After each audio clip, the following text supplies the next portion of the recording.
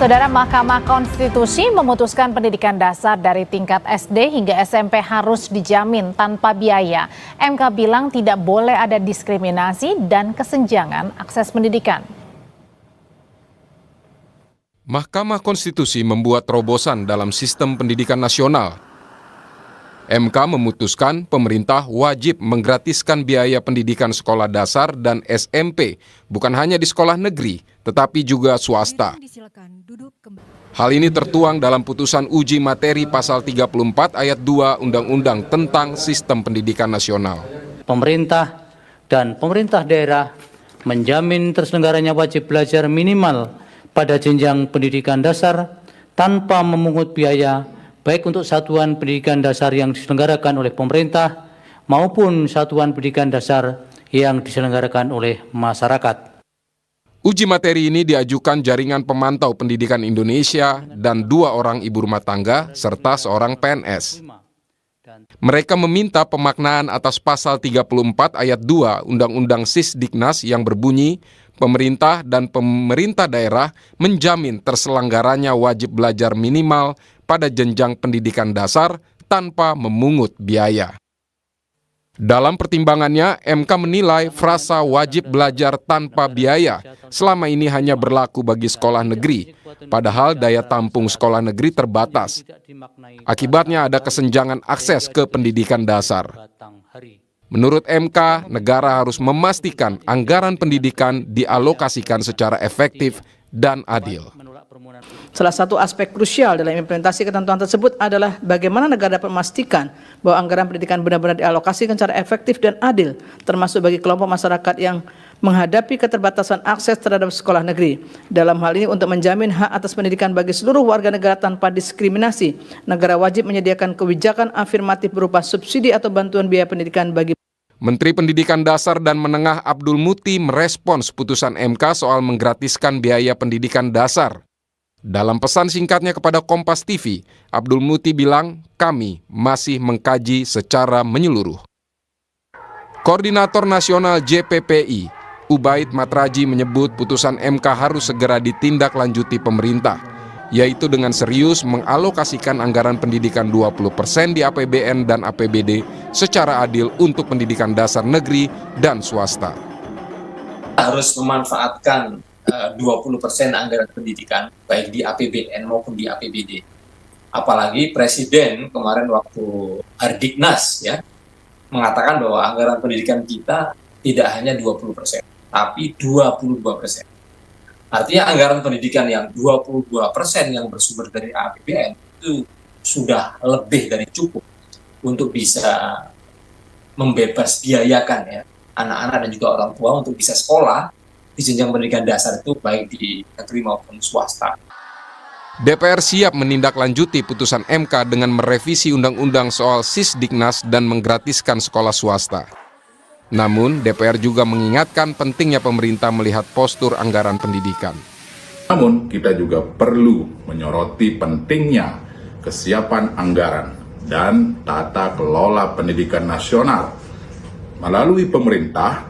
Maka perlu postur APBN dan APBD yang harus mampu menanggung pembiayaan operasional pendidikan SD, SMP, baik negeri maupun swasta. Dengan adanya putusan MK ini, maka salah satu yang akan kami masukkan di dalam revisi Undang-Undang Nomor 20 Tahun 2003 adalah sekolah swasta pun, baik SD, SMP, harus memberikan pendidikan gratis bagi masyarakat Indonesia. Tindak lanjut putusan Mahkamah Konstitusi sangat dinanti, agar anggaran pendidikan benar-benar efektif menjamin semua anak bangsa mendapatkan pendidikan tanpa kesenjangan. Tim Liputan Kompas TV.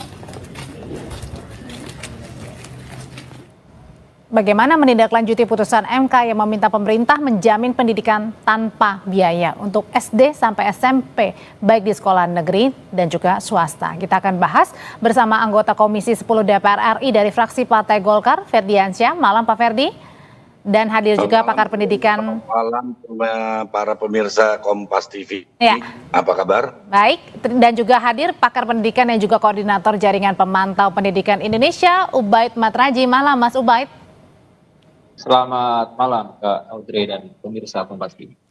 Saya mau tanya dulu ke Pak Ferdi. Pak Ferdi, saya yakin pasti DPR sudah baca ya, atau sudah tahu ya putusan MK ya. Nah, sebenarnya dari putusan MK yang final dan mengikat ini kan bagus ya, nafasnya adalah untuk pemerataan pendidikan, tidak hanya di sekolah negeri tetapi juga untuk sekolah swasta ya, untuk semua lapisan artinya.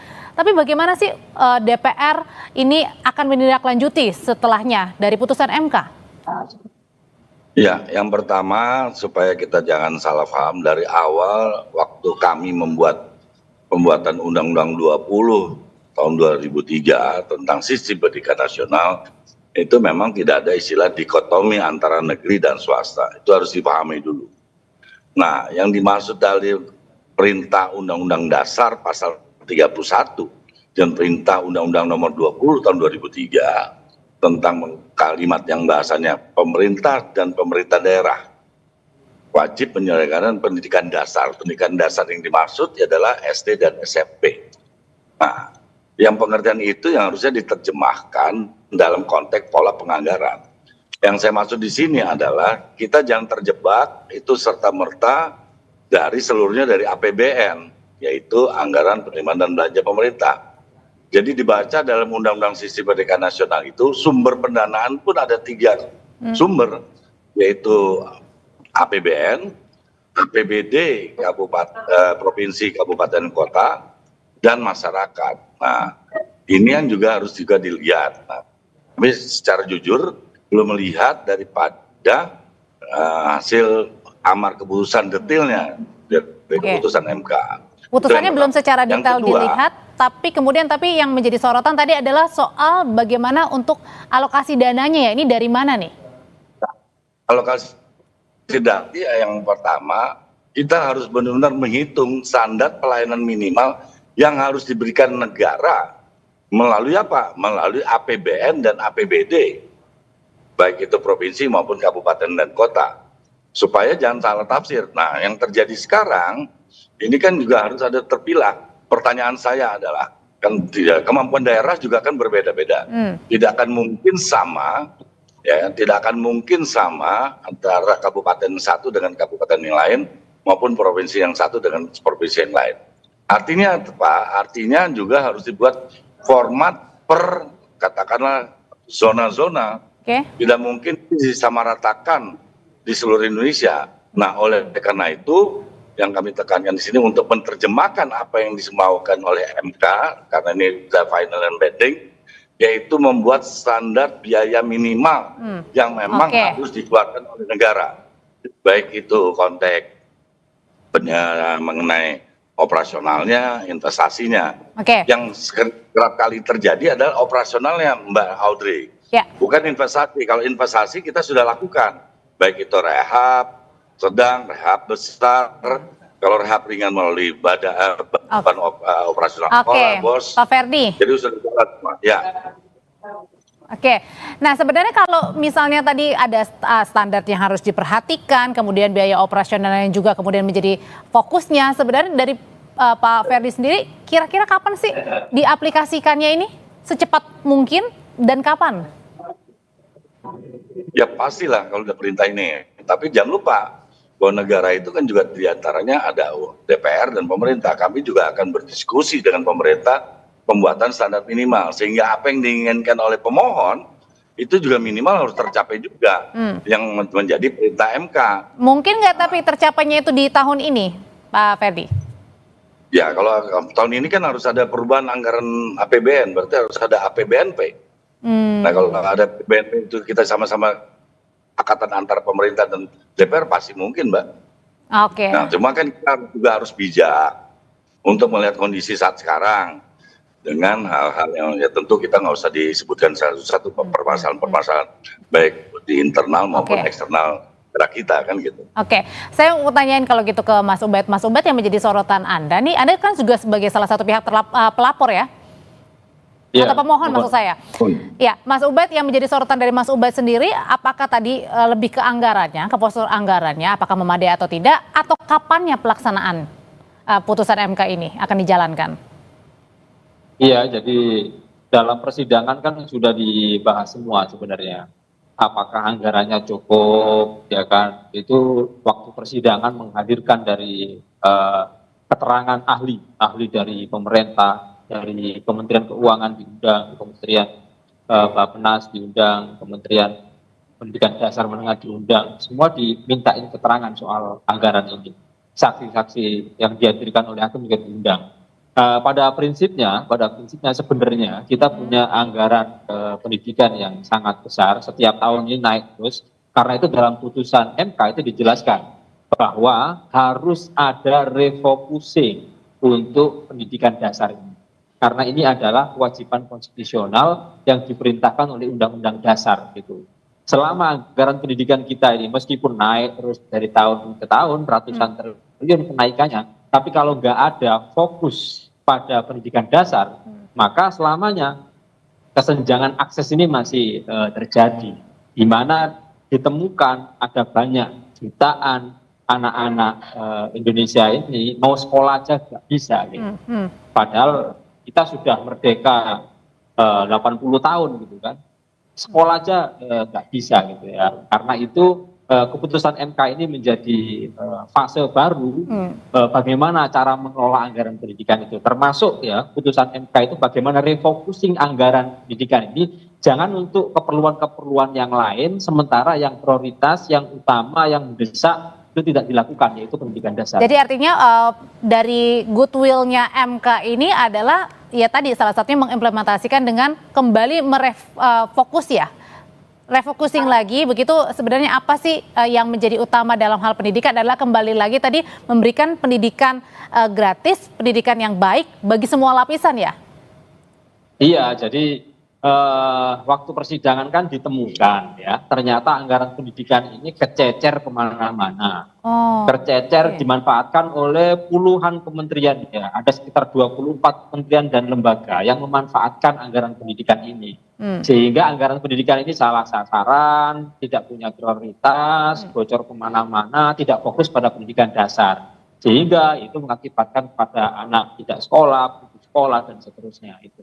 Nah, kalau misalnya kita fokuskan anggaran pendidikan ini untuk pendidikan dasar, Kementerian Pendidikan Dasar dan Menengah, kemudian Kementerian Agama untuk urusan madrasah, maka sebenarnya dari APBN saja sudah lebih-lebih.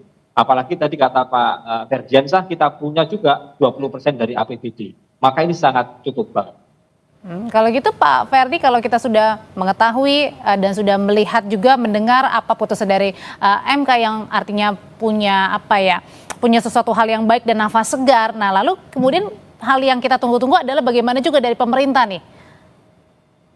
Ya, yang pasti gini Mbak, kita kan detailnya kita belum lihat. Detail itu adalah tadi benar yang disampaikan oleh Mbak Audrey juga, yaitu mengenai waktu. Apakah ada batasan waktu untuk menyegerakan untuk putusan MK ini? Kita juga harus arif dan bijaksana. Nah, tapi yang jelas semangat yang disampaikan oleh Pak Presiden dan kami juga sambut dengan positif, itu juga akan kita lakukan. Tapi yang dengan cara apa? Menghitung kembali tadi standar pelayanan minimum anggaran sehingga yang diinginkan oleh pemohon itu bisa tercapai, walaupun itu minimal. Nah, oleh karena itu berilah kami kesempatan bersama pemerintah untuk menghitung kembali daripada perintah MK itu dalam pelaksanaannya, sehingga pelaksanaannya tidak sekedar melaksanakan, dan akibatnya apa? Akibatnya sehingga harus juga kita sosialisasikan keputusan MK ini untuk bersama-sama pemerintah daerah untuk melakukan kontribusi dalam kerja pemenuhan daripada keputusan MK tersebut. Kalau itu Mas Ubaid, ya kami juga mohon dukungannya dan kerjasamanya Mas Ubaid. Siapa? Ya, kalau menurut Mas Ubaid ini hitung-hitungannya bagaimana sih? Kan kalau dari sekolah swasta ini kan banyak klasifikasinya, ada yang sekolah swasta, ada yang sekolah swasta internasional, ada yang national plus. Nah ini kan juga kalau siswanya atau orang tua siswanya juga membayarnya kan cukup lumayan begitu. Nah ini gimana cara membagi-bagi porsinya nih? Berapa? Apakah semua disamaratakan atau mungkin Atau mungkin seperti apa sebenarnya Mas Ubaid supaya tidak ada kebocoran anggaran? Iya, jadi sebenarnya kami itu tidak sedang membahas sekolah swasta. Ya. Jadi kami ini pemohon ini dari GPI dan orang tua ini kita fokus kepada layanan negara atas pemenuhan hak atas pendidikan kepada masyarakat ini. Karena sekolah negeri yang disediakan oleh pemerintah ini jumlahnya sangat minim sekali. Gitu. Jadi mau nggak mau anak-anak ini harus masuk sekolah swasta dan berbiaya mahal. Gitu. Jadi poinnya adalah kita tidak sedang membahas sekolah swasta tapi melindungi hak anak-anak Indonesia untuk bisa mendapatkan layanan pendidikan secara berkualitas dan tanpa diskriminasi. Gitu.